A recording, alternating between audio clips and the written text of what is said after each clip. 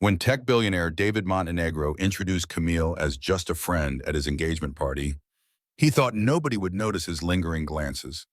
But love has a way of exposing lies and karma. Well, karma was about to teach him the most expensive lesson of his life.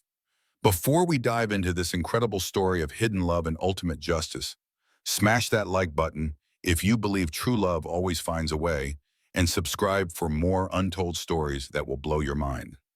Let me paint you a picture of David Montenegro's world, because understanding his gilded cage is crucial to everything that follows. Picture Silicon Valley's most exclusive boardroom, where deals worth billions are made with handshakes and where your net worth determines your worth as a human being. David sat at the head of that table like a king, his Montenegro tech empire spanning 3 continents, his bank account reading numbers that most people can't even pronounce. But here's what nobody tells you about being on top of the world. The view gets lonely real fast. David had everything money could buy: a penthouse that looked like it belonged in a magazine, cars that cost more than most people's houses, and a social circle that worshipped at the altar of success. Yet every night when the champagne stopped flowing and the sycophants went home, he'd stare out his floor-to-ceiling windows and feel absolutely nothing. That's when Camille Washington would call. Not because she had to, not because she wanted anything from him, but because somehow in a world full of people who only saw dollar signs when they looked at him, she saw David. Just David. The man who still got excited about coding like he was back in his garage startup days. The man who remembered every detail about the people he cared about. The man who was slowly suffocating under the weight of everyone else's expectations. Camille was everything David's world told him he shouldn't want. She didn't come from old money or attend the right schools. She didn't have a trust fund or a family name that opened doors. What she had was a mind that could solve problems other people couldn't even understand, hands that could write code like poetry, and a heart that somehow still believed in authenticity in a world built on facades. But here's where the tragedy begins. And I want you to really understand this because it's the foundation of everything that crumbles later. David loved Camille with a desperation that scared him. Not the safe, predictable love he was supposed to feel for Victoria Ashford, his picture-perfect fiancée who checked every box his family and social circle required. No, what he felt for Camille was the kind of love that makes you forget to breathe, that makes you want to burn down your entire life just to build something new and real. Yet every single time they appeared in public together, David would introduce her the same way. This is Camille, she works with the company. Or Camille's just a family friend. Just. Always just. As if the word could somehow minimize the earthquake she caused in his chest every time she walked into a room. I remember the night of his engagement party, held at his Malibu mansion with an ocean view that cost more than most small countries' GDP. Victoria glided around in a dress that probably cost more than a car, accepting congratulations from society's elite. And there was David playing the perfect groom-to-be, shaking hands and making small talk about market trends and investment opportunities. Then Camille arrived. She walked in wearing something simple but elegant, and I swear the entire energy of that party shifted. David's eyes found her across the room like a magnet, and for just a moment, his mask slipped. The way he looked at her, like she was the only person in the world, like everything else was just background noise, it was beautiful and heartbreaking, all at once. But when his future father-in-law asked who she was, David smiled that practiced smile and said those devastating words. "Oh, that's just Camille, family friend."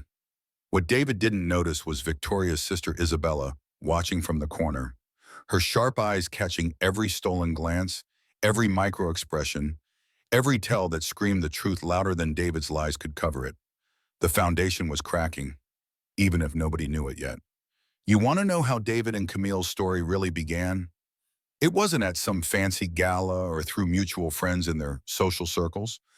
No, their love story started at 2:47 a.m. on a Tuesday when David's entire empire was about to collapse, and he was alone in his office, staring at lines of broken code that might as well have been written in ancient hieroglyphics. Montenegro Tech was hemorrhaging money. A critical security breach had exposed millions of users' data, lawsuits were piling up like autumn leaves, and David's board was circling like vultures. He'd fired 3 different consulting firms, and none of them could fix what was broken. That's when his CTO, desperate and running out of options, mentioned this brilliant freelance architect who specialized in impossible problems.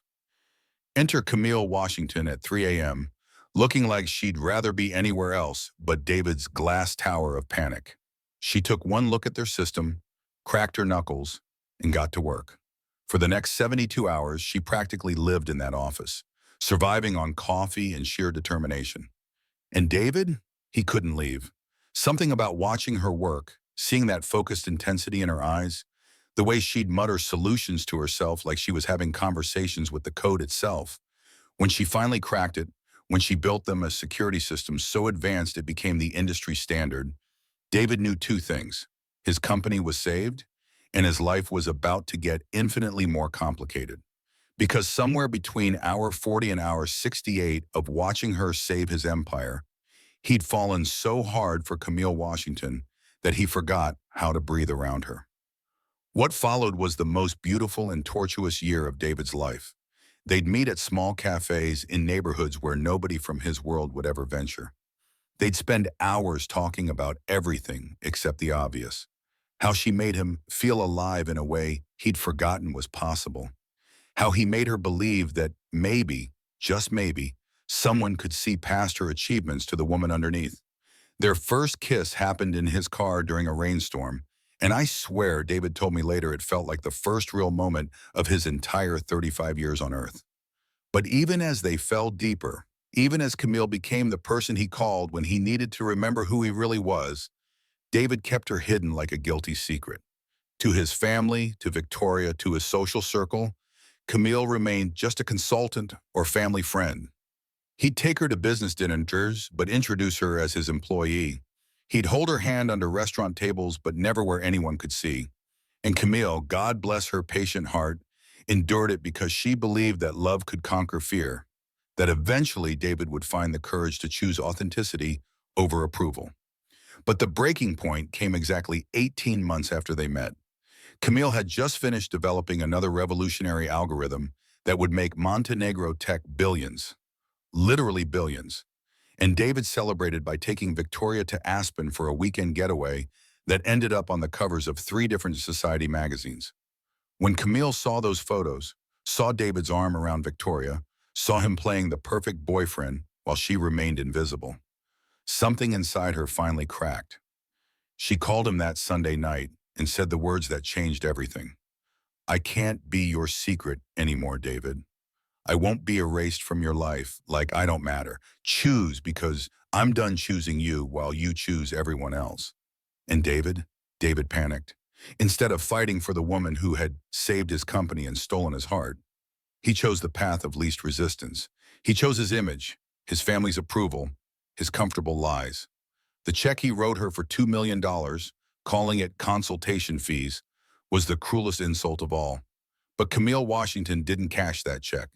She kept it as a reminder of exactly how much her love was worth to the man she'd given everything to. Let me tell you about David Montenegro's wedding day, because it started as the most picture-perfect event money could orchestrate and ended as the most spectacular implosion I've ever witnessed. We're talking about a $5 million ceremony in Napa Valley's most exclusive vineyard, with guest lists that read like a Forbes billionaire directory and flower arrangements that cost more than most people's annual salaries. David stood at that altar in his custom Italian tuxedo, looking every inch the successful groom. Victoria was radiant in her designer gown, a vision of old money elegance that his mother had dreamed of since his birth. 300 of society's most influential people filled those pristine white chairs, their phones already documenting what was supposed to be the social event of the decade. But here's what nobody could see. David was drowning. Every smile felt like a lie. Every word of his vows tasted like ash in his mouth. Because standing there promising forever to Victoria, all he could think about was Camille. The way she'd look at him like he hung the stars, the way she'd challenge his ideas and make him better, the way she'd believed in the man he could be rather than settling for the man everyone expected him to be. What David didn't know was that karma had been building its case for months. You see, Isabella Ashford, Victoria's sharp-eyed sister, had never trusted David's too-perfect persona. Call it sisterly intuition or just plain curiosity, but she'd been digging. Late-night restaurant reservations for two when David claimed to be working. Hotel security footage from business trips where he wasn't alone. Credit card receipts from jewelry stores for gifts that never appeared on Victoria's finger. Isabella had hired the kind of private investigator that billionaires use to bury secrets, except this time she was using him to unearth them. And what she found was a love affair so deep, so real, so completely contrary to everything David presented publicly, that it took her breath away. Text messages between David and Camille that read like poetry. Photos from their secret dates where David's face glowed with a happiness Isabella had never seen in all his years with Victoria. Financial records showing that Camille Washington wasn't just some random consultant. She was the genius behind Montenegro Tech's most profitable innovations. The moment of reckoning came just as the minister asked if anyone had objections to this union. Isabella rose from her seat in that crowd of designer suits and couture gowns, her voice cutting through the California sunshine like a blade. "I object, because this groom is already married to someone else, in his heart, if not in law." What followed was chaos in slow motion. Isabella didn't just reveal the affair. She revealed everything. How Camille had saved David's company, how he'd hidden their relationship for years, how he'd chosen reputation over the woman who'd given him everything. She had receipts, screenshots, financial records, even a recording of David's voice from a bugged phone call where he admitted he loved Camille, but was too much of a coward to choose her publicly. Victoria's face transformed from bridal joy to betrayed fury in seconds that felt like hours. The guests sat frozen, their phones now documenting not a fairy tale wedding, but a real-time destruction of a carefully constructed lie. David tried to speak, tried to explain, but what explanation could possibly suffice? How do you justify choosing comfort over love, image over authenticity, cowardice over courage? But the real earthquake was still coming. Because while David's personal life crumbled in front of 300 witnesses, Camille Washington was in a Silicon Valley courthouse, filing legal papers that would shake his empire to its foundation. You see, those algorithms that built Montenegro Tech's fortune, the patents David thought belonged to his company, they belonged to Camille, and she was about to take back everything that was rightfully hers. 6 months after his wedding day implosion, I found David Montenegro in a place I never thought I'd see him. A cramped studio apartment in Oakland, the kind of neighborhood he used to drive through without stopping. Gone were the custom suits, replaced by jeans and a wrinkled button-down. Gone was the confident swagger, replaced by the hollow stare of a man who'd lost everything that mattered and everything he thought mattered. The legal battles had been swift and merciless. Camille's patents weren't just valuable, they were the entire foundation of Montenegro Tech's success. The security algorithms, the data processing systems, even the user interface innovations that made his company billions, they all belonged to her. David's lawyers fought hard, but you can't argue with intellectual property law, especially when the other side has meticulous documentation of every line of code, every breakthrough moment, every innovation that built an empire. Montenegro Tech didn't just lose money, it lost its soul. Without Camille's innovations, their systems became outdated overnight. Competitors who'd been licensing her technology through David's company went straight to the source. Stock prices didn't just fall, they plummeted like a stone dropped from a skyscraper. Investors fled. Board members resigned. Within 4 months, the company that once employed thousands existed only as a cautionary tale in business schools. But the financial devastation was nothing compared to the social destruction. The wedding footage had gone viral. Not the fairy tale ceremony David had planned, but the explosive moment when his lies crumbled in real time. Society pages that once celebrated him now dissected his fall with surgical precision. Former friends crossed streets to avoid him. Country clubs revoked memberships. Even Victoria, in her final act of revenge, gave a tell-all interview that painted David as a manipulative fraud who'd wasted years of her life. Meanwhile, across the bay in a gleaming San Francisco high-rise, Camille Washington was building something beautiful from the ashes of David's betrayal. Her new company, Nexus Innovations, had attracted the tech industry's brightest minds and most ethical investors. She wasn't just successful, she was revolutionizing how technology companies treated their employees, their innovations, and their responsibilities to society. The irony wasn't lost on anyone who'd followed their story. The woman David had hidden in the shadows was now illuminated on magazine covers as one of the most influential tech leaders of her generation. The brilliance he tried to contain was now changing entire industries. She'd taken everything he'd tried to steal from her and built something far greater than Montenegro tech had ever been. I'll never forget the day David finally wrote that letter. Not to beg for forgiveness, not to ask for another chance, but to publicly acknowledge what everyone now knew. He published it in the same tech journals that had once celebrated his success, admitting his cowardice, acknowledging Camille's true role in building his empire, and taking full responsibility for the choices that had destroyed everything. I convinced myself that love could be compartmentalized, he wrote, that I could keep the woman who completed me separate from the life I thought I needed. I was wrong about everything that mattered, and I've lost not just my company or my reputation, but the only person who ever saw the man I could have been instead of settling for the man I was afraid to be. Camille never responded publicly to that letter. She didn't need to.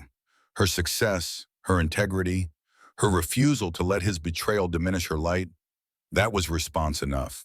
The last I heard, David was working as a freelance consultant, slowly rebuilding not his fortune, but his character. And Camille, she was changing the world, one ethical innovation at a time, proving that sometimes the greatest revenge isn't destruction, it's simply living so well that your absence becomes someone else's greatest regret.